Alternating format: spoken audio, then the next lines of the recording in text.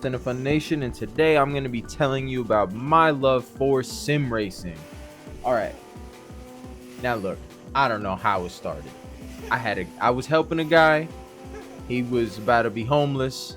He came to live with me, and then he had brought Gran Turismo. So I played Gran Turismo on the controller. I was like, man, I'd like to play this on a wheel. So then I got a wheel. I got Assetto Corsa, and I got F1. Played that. Didn't know how to mess with Assetto Corsa because Assetto Corsa is absurd to set up, but I have an incredible setup. If you'd like to see a video to that, let me know in the comments.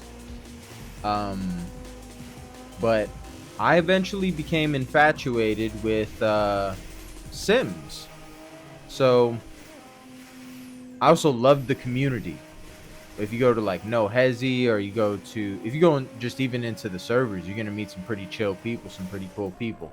You might meet some douchebags, but that's life. You know what I mean? So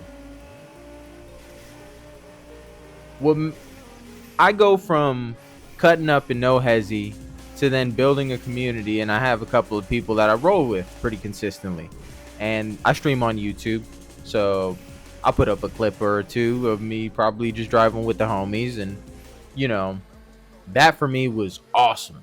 Like, I loved that.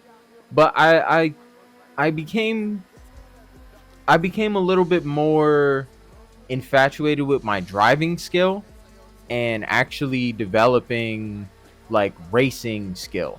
So I started to go into driving on tracks in Assetto Corsa, and I was pretty bad at that, but developing that, and then I started to develop my rally driving.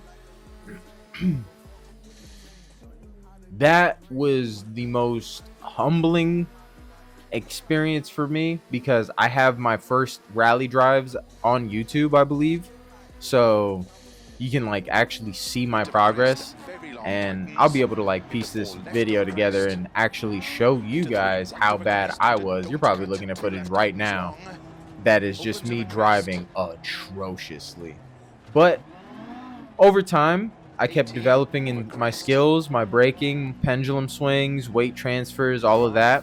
And as I was doing that, beginning to understand more about my throttle control and steering with my throttle, and developing more heroes in the motorsport industry, because I've everybody can say they like Max Verstappen or Lewis Hamilton.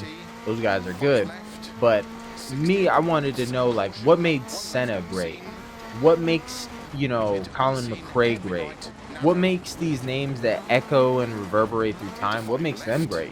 Ken Block, he wasn't the best rally driver, even by his own saying, but he was the best stunt driver.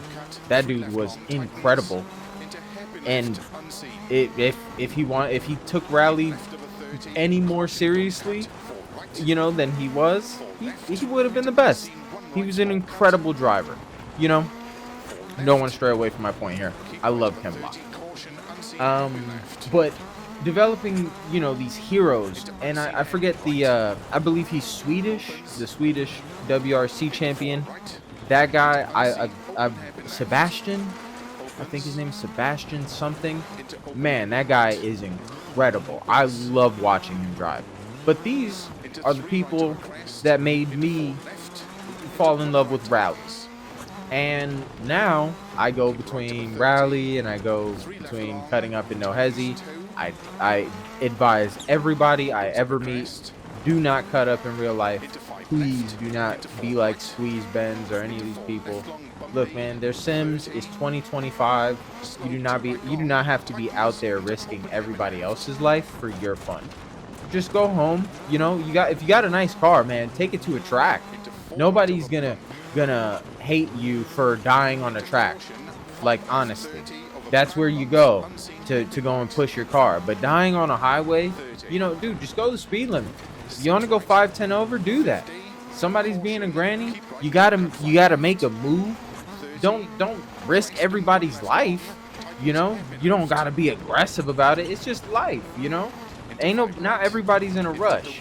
So, you know, for me, that this is what's brought my love of sim driving, sim racing, sim driving. I could even do freaking the American Truck Simulator and enjoy it. You know, I just love driving. For me, that that I think it's the relationship between me and the vehicle. You know, like you have to really understand it and the weight that you're moving with. You know, because if you're driving a rally car and the wheels are really close together, you have a pretty good center of gravity.